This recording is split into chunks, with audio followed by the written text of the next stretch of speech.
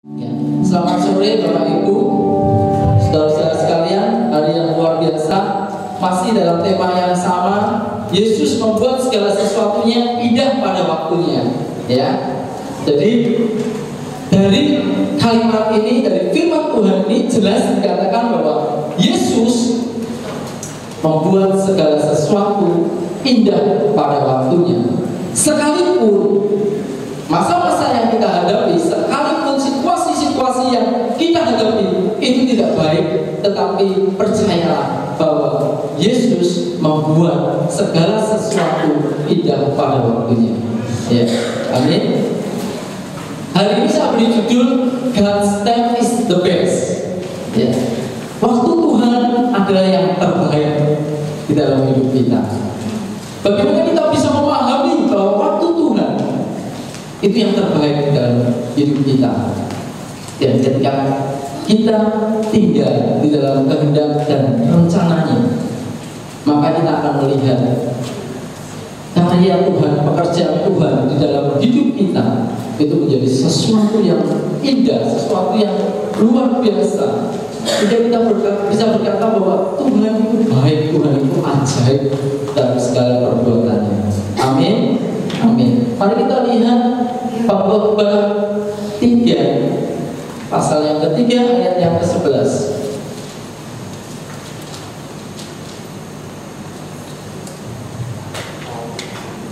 Pengkhotbah pasal yang ketiga ayat yang 11. Ia membuat segala sesuatu indah pada waktunya, bahkan ia memberikan kekekalan dalam hati mereka. Tetapi manusia tidak dapat menyelami pekerjaan yang dilakukan Allah dari awal sampai akhir. Ya. Seringkali kita hanya terjebak pada satu slogan atau kata-kata penghiburan, kata-kata manis, ya, tagline bahwa semuanya akan indah pada waktunya. Ya. Ini kata yang begitu lazim dan begitu universal diucapkan oleh banyak orang, bahkan bukan orang percaya. Orang-orang dunia, bahkan ada lagunya Dewi Persik itu sampai membuat lagu indah pada waktunya. Ya kan? Karena ada satu pengharapan bahwa dari situasi-situasi yang tidak baik, dari kondisi-kondisi keadaan-keadaan yang menyakitkan, dia berusaha untuk menghibur dirinya sendiri bahwa nanti pada waktunya pasti indah. Banyak itu hanya menjadi sebuah penghiburan, tetapi mereka tidak memiliki keyakinan bahwa waktu yang tidak baik itu bisa diubah Tuhan menjadi waktu yang indah. Tuhan bisa membuat satu pembalikan keadaan pada setiap kita, orang-orang yang percaya. Ketika seseorang menghadapi satu problem, masalah dalam kehidupan, tidak sedikit mereka yang kecewa, mereka pahit, bahkan mereka undur daripada Tuhan. Karena mereka berpikir ikut Tuhan tidak seperti yang diceritakan. Ikut Tuhan katanya enak. Tetapi ketika mereka masuk lebih dalam, mereka harus mengalami penyangkalan diri, mereka harus memikul salib dan sebagainya, dan mereka tidak kuat di sana. Tetapi orang-orang yang setia, orang-orang yang taat, itu akan menikmati hari yang baik daripada Tuhan. Memang ada satu peristiwa atau satu keadaan terjadi atas kita, kita tidak bisa mengerti. Kita hanya berpikir realita kehidupan, apa yang sejauh mata memandang bahwa ini tidak baik. Makanya dikatakan bahwa ia memberikan kekekalan dalam hati mereka. Sebetulnya kita memiliki satu anugerah yang spesial. Artinya manusia diberikan kemampuan untuk berpikir, diberikan satu akal budi, ya, dibandingkan dengan semua ciptaan Allah. manusia dikaruniai atau memiliki kemampuan untuk melihat dengan pikirannya, dengan akal budinya. Tetapi dia tidak pernah bisa memahami Allah ya dari awal sampai akhir. Dia hanya bisa mengerti awalnya saja, akhirnya dia nggak tahu. Dia hanya boleh memahami bagian yang depan, tetapi gambaran secara utuh manusia tidak mampu memahaminya. Karena siapa? Ya karena kita manusia. Keterbatasan manusia untuk memahami Allah yang begitu tak terselami, yaitu karena kodrat manusia yang begitu terbatas. Tetapi ketika kita mau tetap percaya, sekalipun tidak melihat, pada waktunya nanti kita akan melihat satu gambaran yang besar, ya, satu gambaran yang utuh bahwa Tuhan sedang merencanakan satu perkara yang hebat di dalam hidup kita. Ini jelas sekali dikatakan seperti itu. Sehingga ketika hidup kita mengalami problem dengan pasangan kita, mengalami masalah dengan pekerjaan kita, mengalami masalah dengan anak-anak kita, kita seringkali sudah merasa aku tidak berharga, aku orang yang gagal, Tuhan tidak menyertai aku.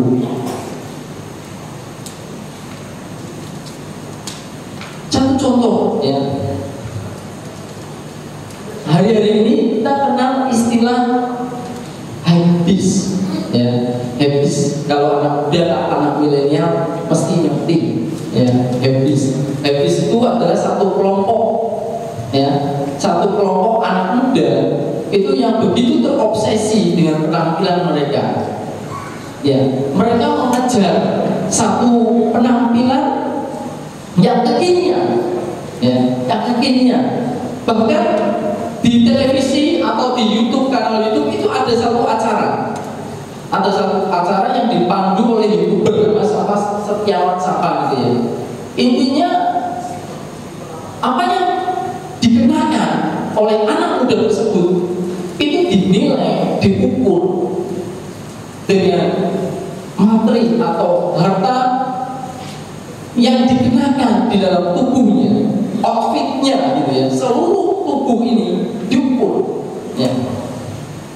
Anak ini ada nilainya sampai ratusan juta.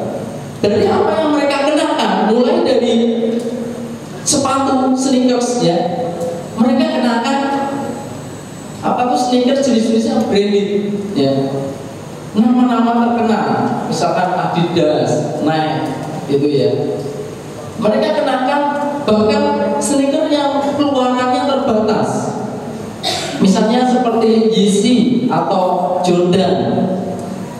Itu semua diukur dari sneakersnya nilainya berapa sampai jutaan, kemudian dari celananya nilainya berapa, sampai topi, jaket, baju, kaos, bahkan ikat pinggang, kemudian cincin, semuanya diukur, bahkan jam tangan. Mereka bahkan ada yang sampai nilainya itu miliar. Ngeri. Cincinnya dari Burberry ya, jam tangannya Richard Mille, sepatunya Yeezy, luaran Kanye West ya gitu ya. Terus ikat pinggangnya LV, Louis Vuitton ya. Bajunya branded semua, merek-merek terkenal, Zara. Dan ketika mereka bergaul dengan lingkungan yang seperti itu, mereka anak-anak muda itu sering terseret di dalamnya. Mereka berusaha bergaul dengan mereka supaya keberadaan mereka diterima. Mereka rela melakukan sesuatu untuk menunjang penampilan mereka, supaya mereka bisa diterima di dalam pergaulan mereka. Dan itu bisa menjadi konflik di dalam rumah tangga. Ketika tuntutan-tuntutan itu dilontarkan atau disampaikan kepada orang tuanya, dan orang tuanya tidak mampu, si anak pasti akan mulai membanding-bandingkan. Si anak akan mulai menilai. Bahkan mereka berpikir, seandainya, kayak lagunya Opi itu ya, andai-andai gitu ya, jadi orang kaya seperti itu, andai punya pesawat terbang, semuanya malah diukur. Nah, ketika orang tua tidak siap, itu bisa menjadi problem. Apalagi ketika ada offense, ya, ada perkataan-perkataan yang sedikit menyerang. Aku harusnya tidak lahir di keluarga ini. Aku punya orang tua yang harusnya kaya, yang bisa memenuhi. Enak bapakku ini, saya minta apa dikasih. Kalau orang tua tidak siap, tidak bisa memberikan satu kata-kata yang tepat atau bijak, bisa menjadi problem dalam hidup kita. Belum nanti tuntutan istri yang sukanya arisan gitu ya, juga mereka terbawa dengan penampilan mami-mami. Kalau papi-papi sih jarang ya, paling sederhana. Tapi kalau mami-mami itu kadang wah emas-emasan, kalungnya harganya sekilo gitu. Tasnya itu juga harus bernilai, bawahnya juga harus ini, cincinnya berlian. Kalau angin ini kelihatan kilap-kilap gitu ya, ini bahaya. Makanya, jadi ketika hidup kita dinilai dengan hal-hal yang material, ya, hal-hal yang dunia pakai, itu bisa menjadi problem hidup kita, menjadi masalah besar. Belum tuntutan-tuntutan yang lain, pekerjaan, pasangan kita, itu bahaya sekali. Kalau kita tidak menilai diri kita, ya, dengan tepat, bahwa diri kita ini berdiri itu dengan nilai yang mahal. Hidup kita itu ditebus bukan dengan emas perak, bukan dengan barang mana, tetapi dengan nilai darah Yesus yang tidak dapat dibandingkan dengan apa-apa. Sekalipun dengan Richard Mille, sekalipun dengan sepatu Yeezy sneakers ataupun Jordan, kita harus sadar bahwa hidup kita yang kita kenakan itu Yesus, bukan Yeezy. Yesus yang kita kenakan itu bukan Yordan, tetapi setelah kita hidup dibaptis di sungai Yordan, itu kita menjadi manusia yang baru. Bukan nilai yang seperti itu. Ketika kita sadar bahwa kita sudah menjadi baru setelah kita dibaptis, ya, kita dikuburkan, kita ditenggelamkan menjadi manusia yang baru. Dan darah Yesus itu yang telah membayar lunas di atas kayu salib. Itulah nilai yang kita pakai. Kita tidak perlu pusing-pusing mikir ikat pinggang merek Louis Vuitton, ya, yang ada LM, Louis Metra. Tidak usah yang jauh-jauh dari luar negeri, yang di sini ada lokal buatan dalam negeri. Kalau kita sudah terjebak di dalam hal-hal yang seperti itu, ya, lalu timbul konflik yang mendalam, bahkan mulai ada kekecewaan di dalam hidup kita karena kebutuhan yang tidak dipenuhi atau yang tidak terpuaskan. Kita mulai serang sana sini, kita mulai kecewa dengan kanan kiri kita mulai kecewa dengan keadaan kita, bahkan yang lebih parah membenci dirinya sendiri. seolah-olah dirinya tidak bernilai.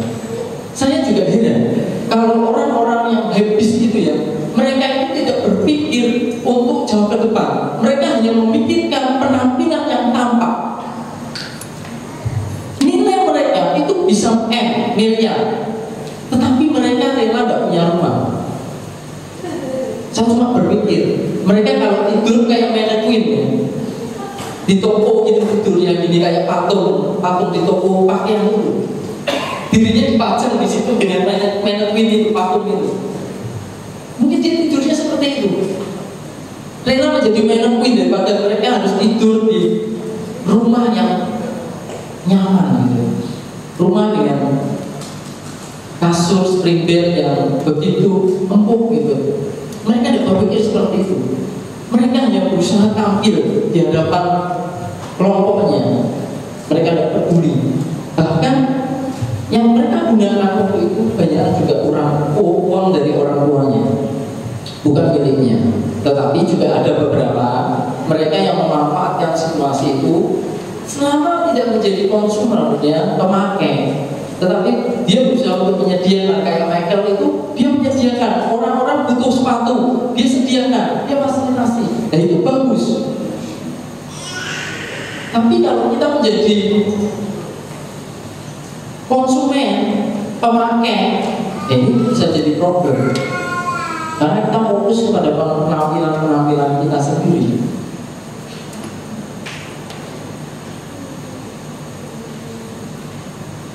Dan ketika itu terjadi di dalam hidup kita, maka kita harus percaya mampu memberikan satu pemahaman, satu nilai yang tepat kepada anak kita, kepada pasangan kita, sehingga hidup kita tidak akan merasa tersakiti, sehingga hidup kita tidak akan merasa tidak berharga oleh karena penolakan. Yang lebih ekstrimnya, dia isi hari-hari hidupnya itu dengan hal-hal yang tidak benar, dengan kekecewaan, dengan kemarahan, dengan rasa minder, yang takut bergaul dengan orang-orang atau teman-temannya. Itu yang bahaya. Tetapi ketika kita tahu bahwa ketika masalah itu datang, ketika problem hidup itu menghampiri kita harus percaya bahwa Tuhan mampu mengubahkan keadaan itu. Mungkin dengan perkara itu Tuhan sedang bentuk kita, Tuhan sedang proses kita. Bagaimana kita meresponi, bagaimana kita mencari sebuah solusi ketika keadaan-keadaan itu datang menghampiri kita. Ada 3 hal yang akan saya sampaikan.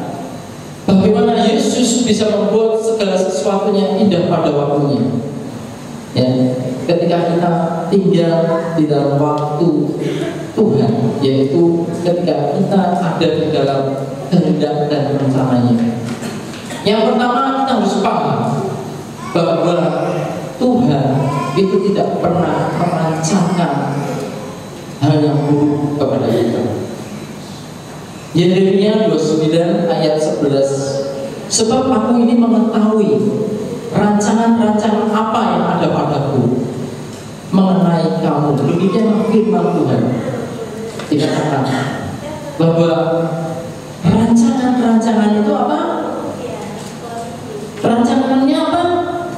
Damai sejahtera, bukan kecelakaan. Ya. Kita harus paham. Yang pertama bahwa kita harus mengerti bahwa rancangan Tuhan di dalam hidup kita adalah rancangan damai sejahtera. Amin. Katakan apa? Rancangan damai sejahtera, bukan kecelakaan, bukan hal-hal yang mengecewakan, bukan hal-hal yang menyakitkan, bukan hal-hal yang membuat kita tidak dihargai, bukan hal-hal yang membuat kita merasa tidak diterima oleh orang. Tetapi dikatakan bahwa rancangannya, masa depannya penuh harapan. Jadi kalau hari ini ada yang merasa masa depannya tidak jelas, bertobat, karena firman Tuhan jelas mengatakan memberikan rancangan yang penuh harapan kepada kita. Sungguh masa depan itu sungguh ada dan harapanmu tidak pernah hilang.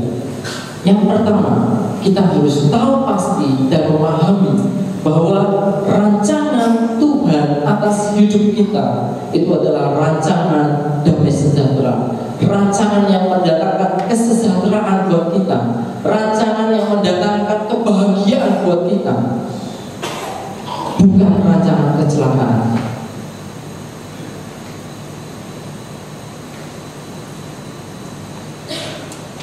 Itu yang pertama. Kita harus mengerti dan memahami bahwa Tuhan begitu baik di dalam hidup kita. Kemudian yang kedua,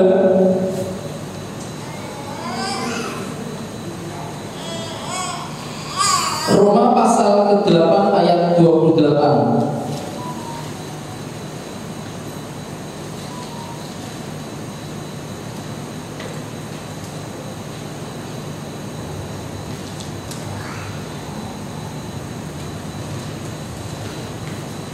Tadi sempat disampaikan sama WR, kita tahu sekarang bahwa Allah turut bekerja untuk mendatangkan kebaikan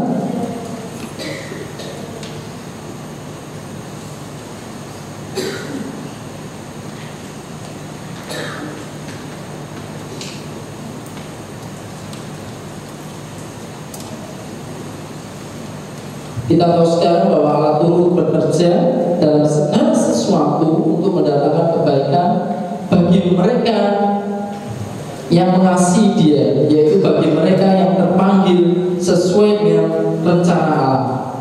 Ya. Kalau terjemahan bahasa Indonesia masa kininya, kita tahu bahwa Allah mengatur segala hal sehingga menghasilkan yang baik untuk orang-orang yang mengasihi Dia dan yang dipanggil sesuai dengan rencananya.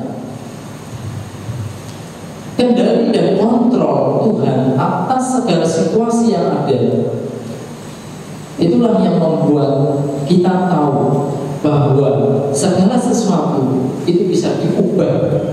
Sesuatu yang buruk bisa menjadi hal yang baik di dalam hidup kita, karena Dia pegang kendali, Dia pegang kontrol dalam kehidupan kita. Ketika masalah datang, ketika situasi yang buruk datang atas kita, percaya bahwa Allah bisa bekerja di situ untuk mengubah rencana yang kelihatannya buruk itu bisa menjadi baik dalam hidup kita. Ada satu cerita, seorang anak sedang berusaha untuk meminta obat kepada dokter di daerah Cina, daerah pelosok ya. Ketika itu hari sudah malam dan sebetulnya dokternya ini sudah hampir tutup gitu ya. Ketika dia menceritakan satu masalah mamahnya, lalu dokter itu memerintahkan asistennya untuk mengambil obat tersebut, kotak obat ya. Karena begitu terburu-buru, anak ini bersepeda, karena jalannya desa itu jauh banget. Dia bersepeda dengan cepat-cepat ya, dia cepat-cepat. Dia berusaha untuk segera sampai untuk memberikan obat itu kepada mamanya. Tetapi ternyata di tengah jalan ada satu peristiwa di mana dia harus terjatuh, ya, sehingga obat yang dibawa pun pecah. Obatnya itu pecah, tidak bisa diminum. Dia begitu kecewa, dia datang pada mamanya, lalu dia menceritakan bahwa obat yang harusnya diberikan kepada mamanya itu tidak bisa diberikan karena obatnya sudah jatuh di tengah jalan dan pecah, tidak bisa dikonsumsi. Ya. Akhirnya orang tuanya karena melihat usaha yang dilakukan oleh anaknya ini sudah cukup bagus, ya sudah, tidak apa-apa. Tetapi ternyata ada satu peristiwa di balik itu, bahwa ketika dokter itu sadar melihat kotak obat, ternyata kotak obat yang dimaksud yang mau diberikan kepada salah satu pasiennya itu masih ada di situ, ya. Dan dia bertanya kepada asistennya, ternyata asistennya itu salah di dalam mengambil obat. Dan yang diambil oleh asisten itu ternyata itu sejenis obat racun serangga. Dan dokter ini kan takut. Dokter ini takut, lalu dia berusaha untuk mencari informasi dan mencari di mana anak ini tinggal di rumahnya. Lalu kemudian jika cerita didapatilah mereka sampai ke rumah anak tadi yang minta obat untuk ketemu dengan mamanya yang sakit. Ya, ternyata setelah ditanya sama dokternya, anak itu ditanya di mana obat yang kemarin diberikan itu. Lalu dia juga sedih, dia dengan rasa takut dia mulai menceritakan bahwa obat itu ternyata jatuh di tengah jalan dan pecah. Wah, dokternya leganya minta ampun. Dokternya mulai bercerita, ternyata obat yang kamu bawa itu sebetulnya keliru. Itu sebenarnya bukan obat yang harus diberikan kepada mamanya. Dan kemudian obat yang seharusnya diberikan kepada mamanya. Lalu dari perkara itu mereka merasa, wow, ini satu rencana Tuhan yang luar biasa di dalam peristiwa ini. Yang tadinya dokternya ini takut kalau sampai terjadi apa-apa, ternyata hal itu tidak terjadi. Dan ketika anaknya takut karena malu kalau dimarahi sama dokternya, obatnya rusak atau jatuh di jalan, mereka bersukacita. Jadi ada satu perkara, sekalipun itu hal buruk terjadi di dalam hidup kita, tetapi ternyata ada satu perkara yang indah, yang luar biasa baiknya yang Tuhan kerjakan. Coba bayangkan kalau dia tidak terjatuh dan obat itu tidak pecah, maka apa yang terjadi atas ibu ini? Bisa jadi dia tidak lagi sembuh, tapi justru cepat pulang ke rumah bapak. Itu yang terjadi.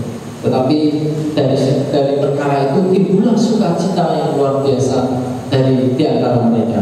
Ini satu contoh perkara. Banyak perkara-perkara yang terjadi di dalam kehidupan kita, dan kita tahu bahwa hal yang buruk bisa menjadi sesuatu yang baik untuk kehidupan kita. Cuma terkadang kita tidak paham, kita hanya melihat awalnya, kita hanya kecewa di awalnya. Kita tidak pernah berpikir bahwa sebetulnya rencana Tuhan itu dari awal sampai akhir itu luar biasa di dalam hidup kita. Jadi kita harus percaya, harus tahu bahwa dalam situasi apapun, dalam segala hal, Allah turut bekerja untuk mendatangkan kebaikan buat setiap kita yang percaya, buat setiap kita yang mengasihi Dia. Kalau Yesus aja mau mati untuk kita di saat kita berdosa, bagaimana ketika kita hidup mengasihi Dia, ya? Dan dikatakan bahwa mendatangkan kebaikan bagi mereka yang mengasihi Dia. Kalau ketika kita berdosa aja Tuhan Yesus sudah memberikan nyawanya untuk kita, apalagi ketika kita hidup mengasihi Dia, tidakkah hal yang lebih baik lagi itu akan diberikan kepada kita? Tidakkah hal-hal yang indah itu akan disediakan untuk kita ketika kita mengasihi Dia? Yang ketiga, Roma 12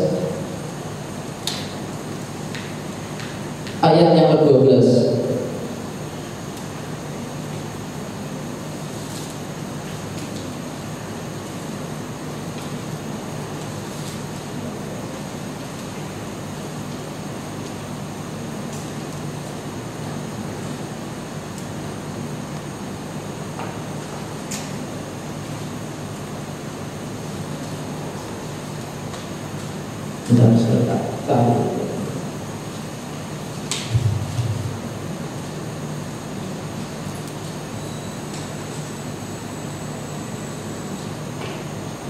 Roma 12 pasal 12 ayat yang ke-12 ya. Bisa ditampilkan coba.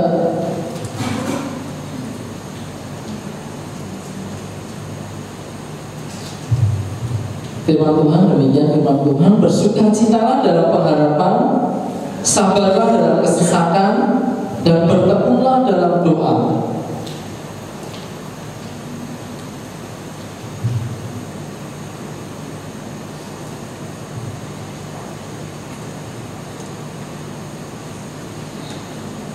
Tiga hal ini penting buat orang percaya untuk melihat kebaikan Tuhan di dalam hidup kita. Yang pertama, kita harus senantiasa bersukacita di dalam pengharapan ya. Orang yang tampilannya penuh dengan sukacita itu membawa satu energi yang positif ya. Sekalipun dia punya masalah, tetapi ketika kita penuh dengan sukacita, energi positif itu mengalir di dalam hidup kita. Kita harus bersukacita di dalam pengharapan. Mazmur bilang, bergembiralah karena Tuhan, karena Ia yang akan memberikan kepadamu apa yang diingini oleh hatimu. Ya. Orang yang bersukacita itu tidak pernah padam semangatnya. Kalau orang melihat kita itu penuh sukacita, ya, saya percaya gandrone akeh mesti, ya, mesti orang akan senang berbisnis ya, bekerja sama dengan kita, karena energinya positif. Orang kalau lihat Pak Lo itu ini sini berkat dan berkat di sini duit tok gitu, ya, semangat, energi positif itu keluar. Ada aura keberhasilan, ada aura kesuksesan. Ini doa saya Pak. Kalau sukses jangan lupa Pak saya Pak. Jadi orang yang terus bersukacita dengan pengharapan, dan puji Tuhan, pengharapan kita ini bukan pengharapan yang ecek-ecek gitu ya. Pengharapan kita itu akan kemuliaan Tuhan.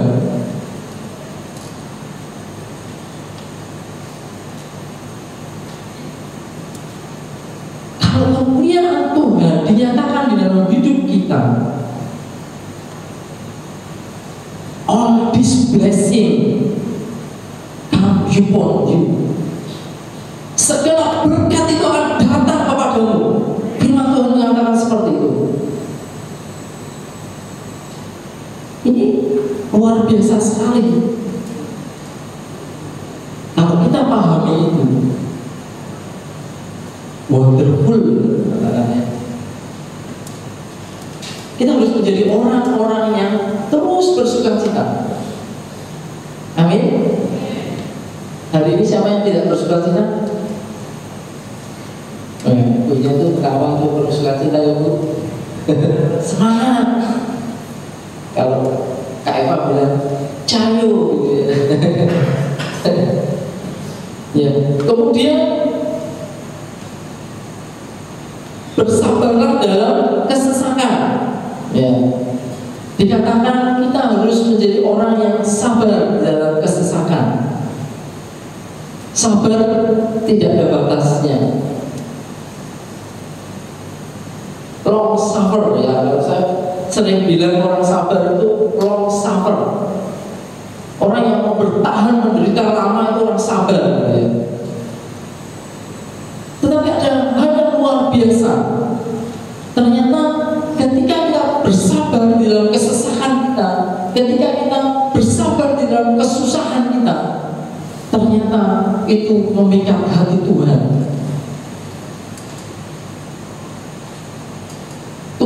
dekat dengan orang-orang yang remuk hati, kata firman Tuhan.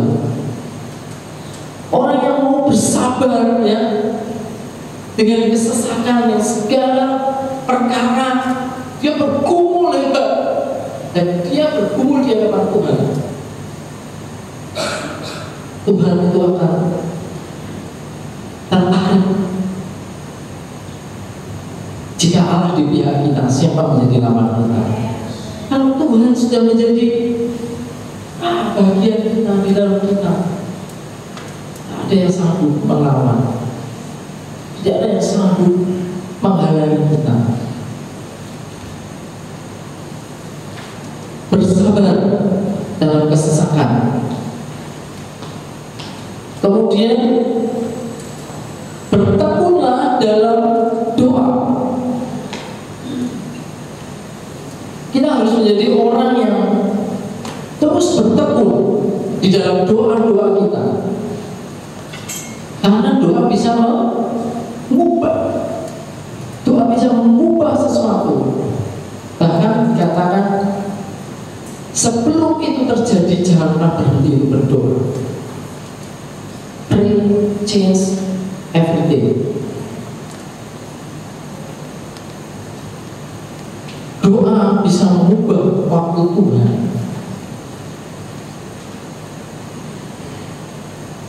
Kita harus terus bertekun di dalam doa, bertekun di dalam pergumulan kita.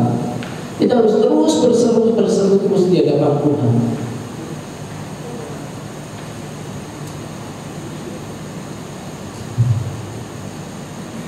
Doa bisa bermakna kita mengundang Yesus di dalam kehidupan kita. Kita bisa mengundang Yesus di dalam pernikahan kita. Kita bisa mengundang Yesus di dalam pekerjaan kita. Kita bisa mengundang Yesus masuk di dalam segala aspek kehidupan kita. Karena ketika kita mengundang Yesus di dalam kehidupan kita, maka Yesus akan menjadi solusi buat segala persoalan kita. Coba perhatikan beberapa contoh di Alkitab. Pernikahan di Kana itu jelas mereka mengundang Yesus.